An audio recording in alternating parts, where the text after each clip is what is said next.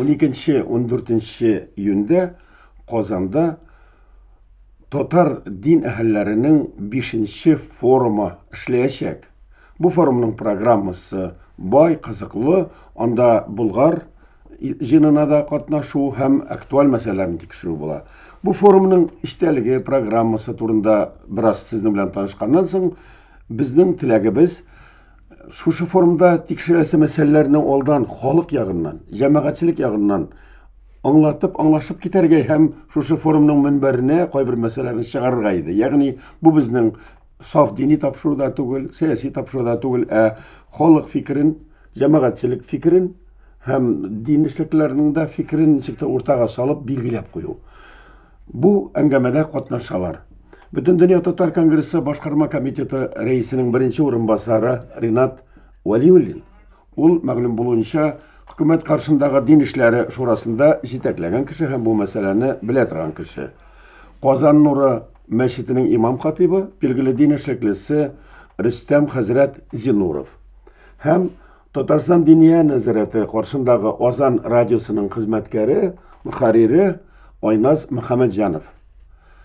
Иң башта программа белән таныштырып китик. Ринат әфәнде, бу курултайның яки форумның 5-нче тапкыр үтә бит инде бу. Аның аермасы бармы бу программасының һәм максаты? Исәмез, хөрмәтле тамашачылар, чыннан да бу чара инде 5-нче тапкыр үткәрелде һәм әйтергә кирәктер, аның исеменнән үк күренгәнчә ул милли яшәеш һәм дин, ягъни безнең проблеманы без куйдык шушы бер вазгыятьтә генә түгел, шушы гомумән ике проблеманы бергә туплау ракурсында. Ягъни без милли яшәеш һәм дә шушы аның кысаларында дини вазгыятьнең ничек иттереп бергә барырга тиешлеген күз алдына китереп эшләнгән форум иде бу.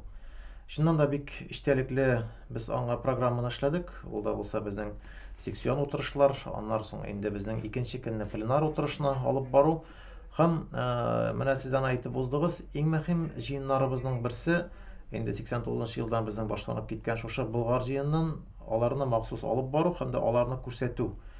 Ягъни ни генә дип әйтсәк тә, ул Болгар җыены турында сөйләгәндә, ул үзенә күрә бер матур феноменга әйләнеп китте, чөнки баштагы дәвердә анда әйтик 5-6 мең кеше катнашса, хәзерге менә узган елларда инде 30-35 меңгә якын кеше катнашты. Быел да шуның хәтле халык булыр дип өметләнәбез. Һәм шушы җыенны менә ул бер үзенә күрә безнең бабаларыбызга баш ию һәм дә шушы җирлекне тагын бер дога белән искә алу һәм әйтергә кирәктер, менә үзебезгә шушы бәхетнең, ягъни исламны кабул итү бәхетенең туры килүен тагын бер тапкыр бөтенебез бергә сөенүебез һәм дә шушыны күңелебез белән тагын бер бәйрәм итүебезнең бер ачык мисалы булып тора. Һәм менә монда мин инде әйтеп узганымча, безнең анда шушы сексуаль мәсьәләләрдә күтәрелә торган аерым мәсьәләләргә караганда, без анда тулы бер юнәлешләрне билгеләп куйдык. Алар безнең эш урында булачаклар һәм дә әйтергә кирәктер, ул проблемалар да безнең өчен бик мөһим. Шул ук менә социаль хезмәт хәзерге вакытта, шуның белән бергә имамның эшчәнлеге һәм дә имамның урыны һәм дә гомумән татар руханиләренең хәзерге вазгыятьтә шушы дини мәсьәләләрне алып барганда хәзерге роле һәм аның ничегрәк иттереп без камилләшү юлларын күрергә тиешбез.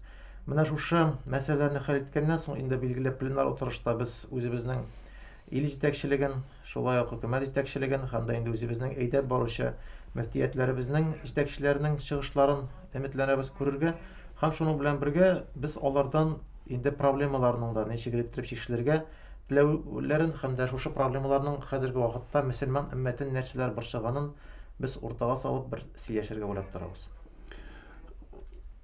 Ринат әфәнде хәзрәт дип әйтәсе килә, безнең хәзрәтләр җыелышы түгел, әлбәттә инде. Менә 900 кеше җыела. Нинди принцип буенча кемнәр чакырыла анда, сайланып киләме ул һәм нинди төбәкләрдән күбрәк кешеләр киләчәк? Актуаль мәсьәлә, менә хәзерге вакыттагы без шушы ислам өммәтенең һәм дә гомумән татар юнәлеше буенча караганда шактый гына таркаулыкны күрәбез. Яңа мөфтиятләр саннары арта бара, кызганычка каршы алар кимемиләр, алар арта баралар. Һәм һәрбер регионда безнең бер генә мөфтият түгел, берничә мөфтият параллель рәвештә эшләп киләләр. Һәм шунысы кызганыч, кайчакта алар үзара хәтта хезмәттәшлек кенә түгел, үзара дошманлык халәтенә килеп җитәләр. Менә булар безне бик нык борчыйлар. Һәм безнең менә шушы 5 ел элек килеп чыккан форумның да төп идеясы иде. Без барлык имамнарыбызны, нәкъ тә менә татар имамнарын бергә туплап, шушындый матур бер киңәш площадкасын булдырмакчы идек. Ул эш уңышлы гына башланып китте. Менә без инде 5нче җыенга килеп җиттек. Димәк, эш дәвамлы һәм дә кирәкле булган. Әйтик, шушындый чараларны бер чара үтә, ике чара үтә, инде 3нче чарада аның кирәклеген калмаганны кеше сизә һәм үзеннән-үзе чара юкка да чыга бара. Без андый чараларны күреп торабыз, үзебезнең күз алдыбыздалар. Ә менә бу чара инде 5нчегә барып җитте. Безнең сайлау аспектына караганда, безнең монда бүленү юк. Әйтик, без кайсыдыр мөфтияткә генә җул бирү, күбрәк иттереп квоталарны бирү яки бүтәнчә түгел. Безнең туры пропорциональ мисал бирелә. Әйтик, берлеккәдә 2 мөфтият, бер мөфтияттә әйтик 15 мәчет, берсендә әйтик 30 мәчет. Шул ракурста берсенә 1 кеше бирелә, берсенә 2 кеше бирелә. Менә ул пропорцияны без төгәлрәк рәвештә үтибез һәм дә шушы юнәлештә эшне алып барабыз. Һәм Аллага шөкер, әлегә хәтле менә шушы квоталар бүлүләр һәм дә бүтәннәр буенча безгә дәгъвалар булган юк иде. Инде хәзер контентка истәлеккә күчик. Менә без чакырылган кешеләр фикерле шәхесләр, без очраклар рәвештә чакырмадык. Әлбәттә, форумнан соң, кырылдайдан соң анда чыгышлар буенча без белербез, кемнең тагы яңа, ләкин яңалык кирәк бит. Узган ел шушы форумнан соң мин кунакханәдә якташларым белән сөйләшеп утырдым. Ничек булды, ничек әйбәт үтте диделәр. Ләкин бу сүзләрне biz инде 1 еллыкта, 5 еллыкта ишеткәнек, үзебездә сөйлибез, үзебездә аңлатабыз, үзебезнең төбәгебездә дә ишетәбез диләр.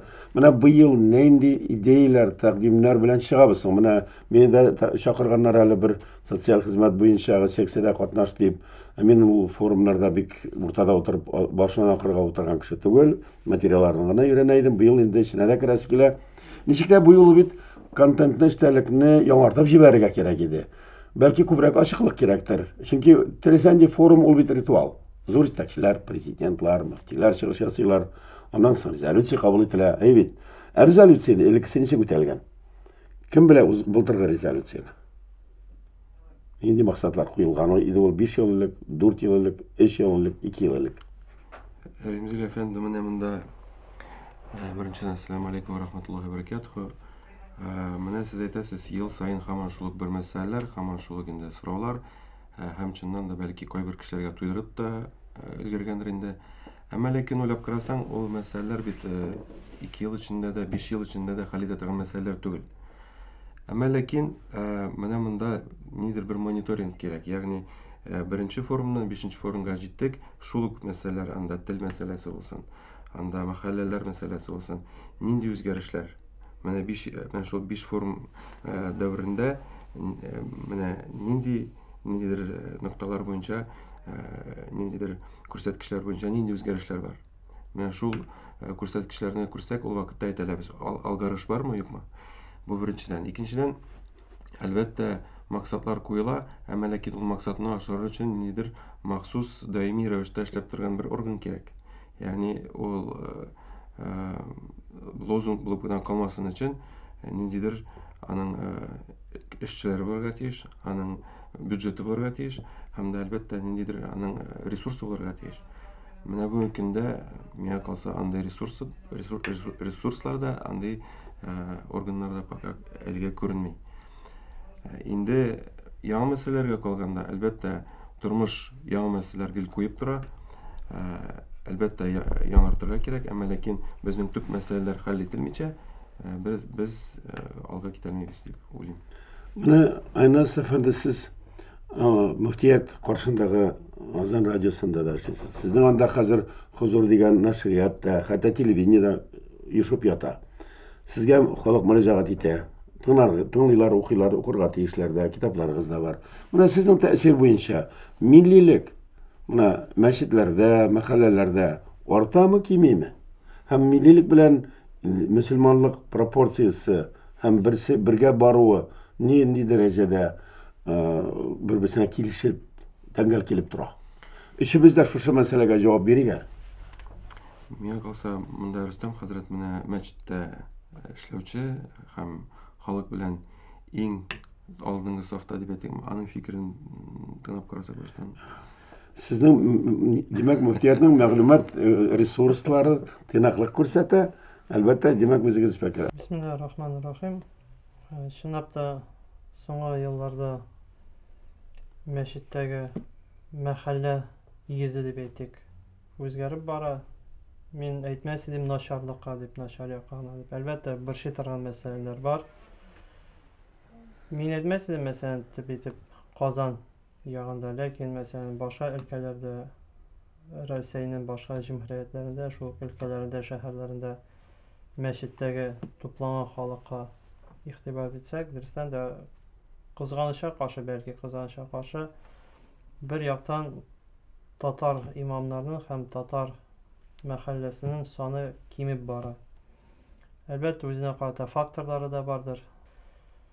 Әле күптән түгел Мәдинә шәһәрендә яшәп, инде 3нче буын дип әйтик, татарлар, Казан татарлар чыгышлары белән Киздәв авылыннан алар, үзләрендә кунак итеп, шулай олылап, халыкын, татар телен онытмыйча, туган телен онытмыйча, туган якларын онытмыйча яшәүче кешеләр бар иде. Менә хәзер инде бу аларның балалары.